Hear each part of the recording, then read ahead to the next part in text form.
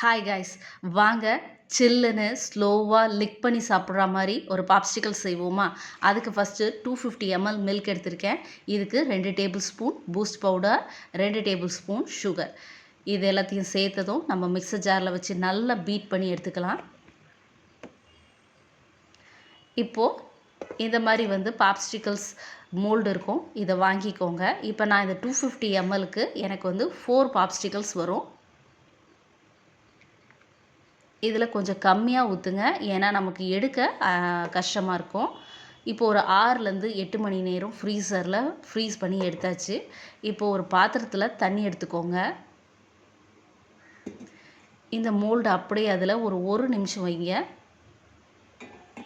அப்போ தான் நமக்கு நல்ல ஷேப்பாக ஒட்டாமல் வர்றதுக்காக நம்ம இந்த தண்ணியில் வைக்கிறது.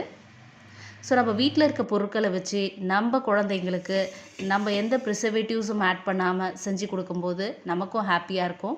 கிட்ஸும் என்ஜாய் பண்ணி சாப்பிடுவாங்க. நீங்களும் ட்ரை பண்ணி பாருங்கள். ஒரு எம்மியான பூஸ்ட் பாப்ஸ்டிக்கல் உங்கள் வீட்டில் இருக்கக்கூடிய திங்ஸை வச்சு நீங்களே ஈஸியாக செய்யலாம். சப்ஸ்கிரைப் பண்ண மறந்துடாதீங்க. தேங்க்யூ. Bye bye guys.